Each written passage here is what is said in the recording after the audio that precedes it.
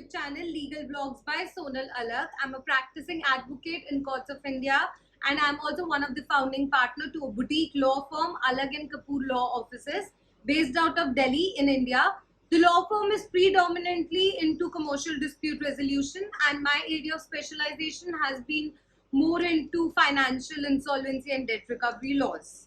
So guys, today I'll be talking about a few-week-old Supreme Court judgment titled as Asset Reconstruction Company India Limited versus Bishal Jaiswal, which talks about that how the debt that is appearing in the balance sheet ought to be treated as an admitted debt. And therefore, this video is not only important from the legal perspective, it is also very important on the accounting front, and it is very relevant for any and everybody who as on date maintains a balance sheet.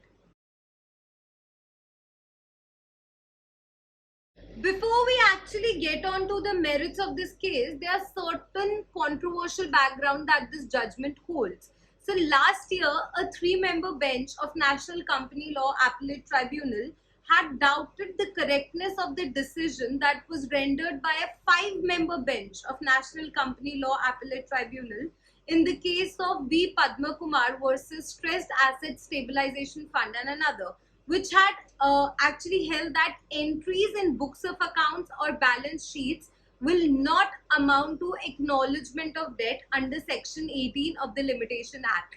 So Section 18 of the Limitation Act says that once you acknowledge the debt, the limitations period starts again from that point of time. Well, the 3-member bench actually referred the judgment to the 5-member bench, doubting the correctness of the previously held judgment of V. Padma Kumar, and later this 5-member bench of National Company Law Appellate Tribunal turned down the reference, observing that the same was unwarranted as V. Padma Kumar decision was according to the Supreme Court precedents, and also the 5-judge bench had made some remarks about the 3-member bench for doubting the correctness of V. Padma Kumar. Aggrieved by these remarks, the 3-member bench approached the Supreme Court, and the Supreme Court bench, which was headed by Justice Narimand, expunged those remarks, allowing the petition that was filed by the National Company Law Appellate Tribunal members. I'll take a couple of minutes to actually talk about the precedents and already established law when it comes to Section 18 of the Limitation Act. So Section 18 of the Limitation Act stipulates that a fresh period of limitation will be computed from the time of the acknowledgement of the debt.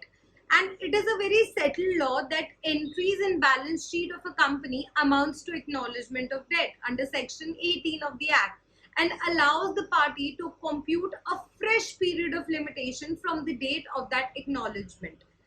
The judgments that have been passed by various courts already upholding this law, I'll put it down all in the description box. So there are a lot of plethora of Supreme Court judgment when it comes to taxation and when it comes to recovery, which has already stated innumerable times that when it comes to Section 18, when it comes to computation of limitation period, the entries that are made as debt in the balance sheet amount to acknowledgement of debt. However, the undecided question of law was that how it has to be treated when it comes to insolvency and bankruptcy laws.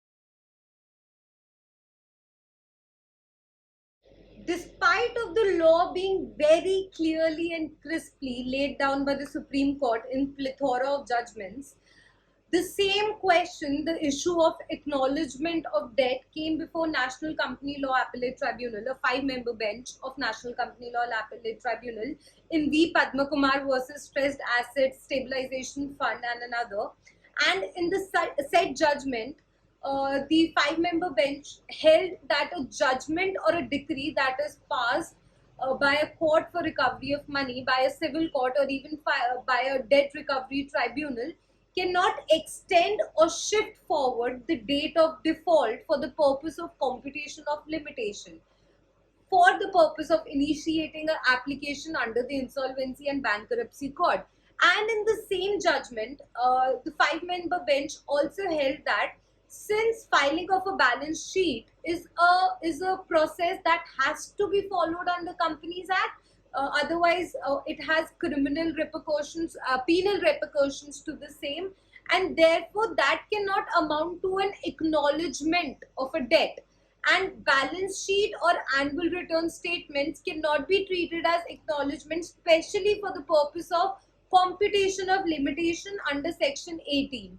The NCLAT also observed that accepting an argument in favor of acknowledgement of debt basis a balance sheet would not be practical and would be erroneous, because balance sheet has to be filed every year no matter what, as a corporate compliance, and accordingly the limitation cannot be kept on extending year after year after year.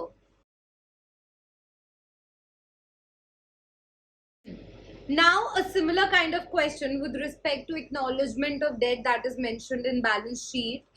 That similar question came up before three-judge bench of National Company Law Appellate Tribunal in the current judgment that the blog is about, Bishal Jaiswal. And in this judgment, the three-judge bench of National Company Law Appellate Tribunal held that the Honorable Supreme Court and various high courts of the country has considered and has consistently held that the entries that are made in company's balance sheet amounts to an acknowledgement under section 18 of the Limitation Act. And this with this settled view, V Padma Kumar case requires a reconsideration. And accordingly, the three-member bench held that majority view that is taken in V Padma Kumar case is contrary to the settled view and is not considering the already established precedents and the judgments that have already been delivered by the Supreme Court of India. The bench also observed that the balance sheet is actually not an annual return but is a financial statement that is made under section 2 subsection 40 of the Companies Act 2013, and consequently placing the reliance upon Pradeep Chandra versus Pramod Chandra, the three-judge bench actually referred V Padma Kumar Rao case back to the five-judge bench for the reconsideration. The matter, when it came up for reconsideration before the five-member bench of NCLAT, that bench squarely rejected the reference and observed that for the purpose of computation of limitation under section 7 of the IBC, the date of default has to be the date on which that asset has been declared an NPA. It further stated that the referral bench had construed the decision of a larger bench, which is not possible under the judicial disciplines and is actually impermissible in law. The National Company Law Appellate Tribunal, the five-judge bench, also differentiated the proceedings that are in civil suits as differentiating it from the proceedings that go under IBC, and placing the reliance upon that Gujar aluminium industry. I'll be mentioning it down in the description box. It held that section 18 of a Limitation Act has no applicability when it comes to insolvency, and accordingly the issue of acknowledgement of debt under section 18 will not per se survive, and squarely rejected the reference that was made by the three-judge bench. Also made some comments and some remarks on the ruling of the three-judge bench in the Bishal Jaiswal judgment. Aggrieved by the expressions and the comments of the five-judge bench of NCLAT, the three-judge bench, that are the members of the Honorable NCLAT, moved to the Supreme Court of India. And now, after considering the arguments by both the counsels and the plethora of judgments that have been relied upon both the counsel, the Supreme Court of India has very clearly held that entry made in accounts, including the balance sheets, will amount to acknowledgement of liability when it comes to section 18 of the Limitation Act. even in cases of insolvency and bankruptcy court. The court answered the issue in favor of the appellant, that is the three-judge bench, and indicated that an entry made in books of accounts, including the balance sheets, can amount to acknowledgement for the purpose of computation of the limitation under Section 18 of the Limitation Act. And the law now holds crisp and clear, and the judgment clarifies and proves highly beneficial for the prospective creditors and applicants to prove the acknowledgement and to keep the debt within the limitation period. And therefore, the balance sheets of the corporate debtor, where the liability was acknowledged and was signed before the expiry of 3 years from the date of default, can be taken on record to calculate and further extend the limitation period. And with this, we come to the end of this vlog, and I hope you are enjoying this knowledge sharing session that has been going for past 1 month. I personally want to thank you with all the questions that I get and all the queries that I've been getting. I hope I'm being able to satisfy with all the answers that I've been putting down in emails and in comments. For this vlog also, if you have any doubt as to how the limitation is calculated when it comes to initiating an insolvency application, or how the acknowledgement of debt, the concept of acknowledgement of debt is actually adjudicated when it comes to insolvency and bankruptcy law, please feel free to put down your questions in the comment section. I'll personally answer the same. And till then, I would say just stay safe, stay inside, help as many people as you can, and just try to stay positive. See you next Sunday, and thank you once again.